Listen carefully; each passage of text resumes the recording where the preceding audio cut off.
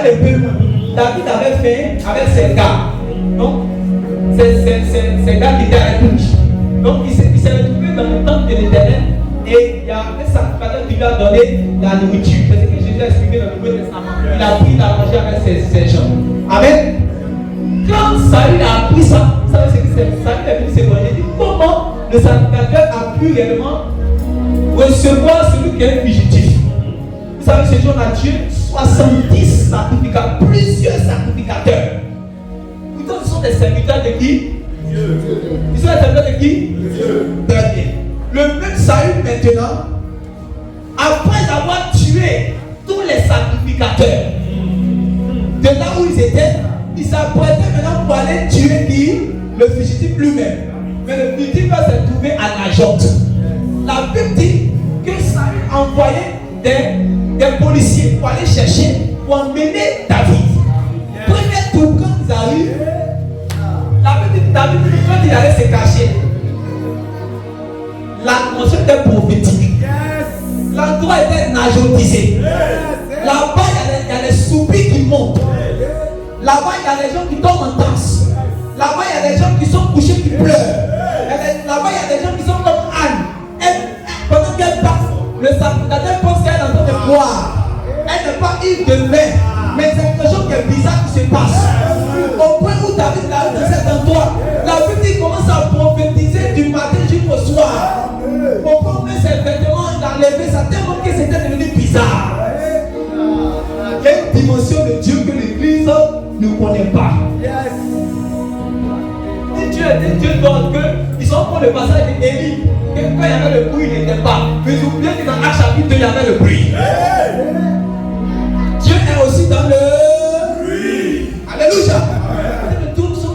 Le Seigneur soit avec vous. Amen. Écoutez, Dieu qui est aussi dans le silence, Dieu est aussi dans le bruit. Alléluia. Alléluia. Alléluia. Quand ils sont arrivés dans cet endroit, David a commencé lui à compter les policiers qui sont allés le chercher. Quand ils sont arrivés, ils ont commencé à prophétiser. Depuis on les cherche, ils ne reviennent pas. Le roi est fâché, il a envoyé encore une autre troupe. Ils sont allés. Quand ils arrivent dans l'endroit, ils viennent pour attraper, comme de la même manière, ceux qui ont régné dans le territoire des sacrificateurs. Quand ils arrivent à Najoth, ils ne peuvent pas régner, ils sont désarmés. Il y a des niveaux où tu montes, ça désarme l'adversité. Tu comprends ça? Amen. Les sacrificateurs étaient serviteurs de Dieu, non? Samuel était serviteur de Dieu. Pourquoi on rentre là-bas, on arrive à faire quelque chose, c'est les sacrificateurs. Quand on arrive à Najoth, on est désarmé. À Najoth, la prière ne s'arrête pas. On peut prier de la jusqu'à demain. Quand l'église est là, najothisée, les gens sont dans la présence de Dieu, on ne peut plus regarder l'heure. Qui a dit Amen? On peut dire le pasteur laisse le micro à quelle heure? À Najoth, on ne pense pas à ça.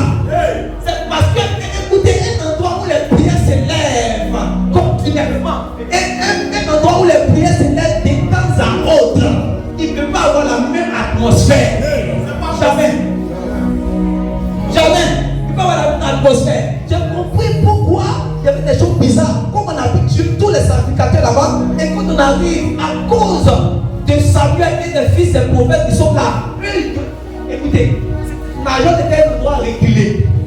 Et là-bas, c'était un point de prière, de prière, de prière. Et là-bas, là, chacun vient chercher son Dieu. Si tu veux, tu cries. Si tu veux, tu pleures. Si tu veux, tu te prosternes. Si tu veux, tu te couches. Et tu cries à Dieu. Et Dieu se sent dans cette atmosphère. Donc la présence de Dieu est forte. Au fond, ceux qui viennent pour faire du mal, quand ils arrivent, ils te font du bien. Ceux qui viennent pour faire du mal, quand ils arrivent, se procèdent avec toi, ils commencent à louer ton Jéhovah avec toi. Ils ont commencé à prophétiser dans cet endroit. Ils ont envoyé troisième troupe, la même chose. Donc le chef, le roi lui, il est fâché, il s'en va. Mais c'est quoi ce passé bizarre? L'atmosphère de Najoth, ça a quitté Najoth jusqu'à s'arriver aux alentours de Najoth. Au point où Saül, il n'était même pas encore arrivé à Najoth. La Bible, il était sur le point. On dit, il a demandé où se trouve la troupe que j'ai envoyée. On dit, ils sont à Najoth avec Samuel, un troupe de prophètes. Il est passé. La Bible dit, pendant qu'il est en train de partir, il ne devait pas encore arriver là-bas. Mais L'atmosphère était tellement forte, une atmosphère prophétique. La Bible dit depuis la marche jusqu'à ce qu'il arrive à Najon, Saül commença à quoi? Prophétiser. Si l'église est najotisée, les francs-maçons qui vont venir ici, le Saint-Esprit va les convaincre non seulement de péché, mais avant de sortir, ils vont prophétiser. Si l'église est najotisée, écoutez, je parle de l'atmosphère spirituelle. Tu entres ici, le pasteur n'a pas besoin réellement de commencer à voir ta voisine à côté de qui tu es assis, commence à voir les choses qui sont là.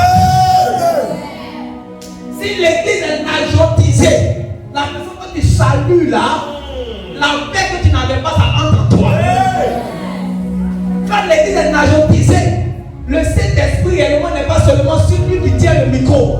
Le Saint-Esprit est sur tout le monde, le pianiste là. Quand il commence à jouer, ça libère l'atmosphère.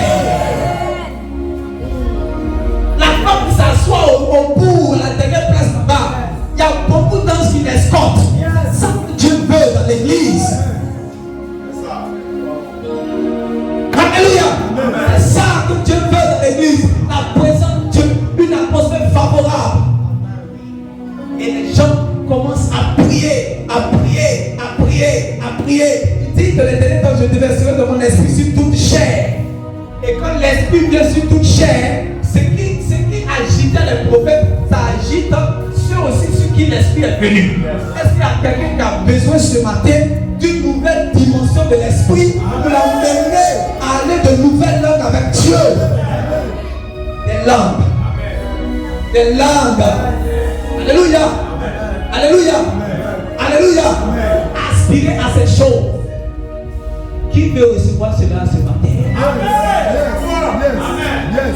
Qui veut recevoir cela ce matin? Je vais m'arrêter à cette dernière pour dire toi t'es pauvre. L'atmosphère sera spirituelle et prophétique. Si tu veux plus vivre une vie naturelle, tu veux vivre réellement une dimension réellement spirituelle pour que les hommes montent et descendent dans ta vie. Je te dis, désormais vous verrez le ciel ouvert et les hommes monter et descendre sur le Fils de l'homme. Il n'a pas dit sur tout le monde, sur le Fils de l'homme. Le ciel est ouvert. Il y a des dimensions qui vont t'emmener à voir, à vivre le ciel ouvert sur la terre. Et tu vivras fréquemment la visitation angélique, la visitation de Dieu. Les choses qui n'étaient pas favorables aux autres sont favorables pour toi. Parce que les hommes sont à l'aise dans ta présence.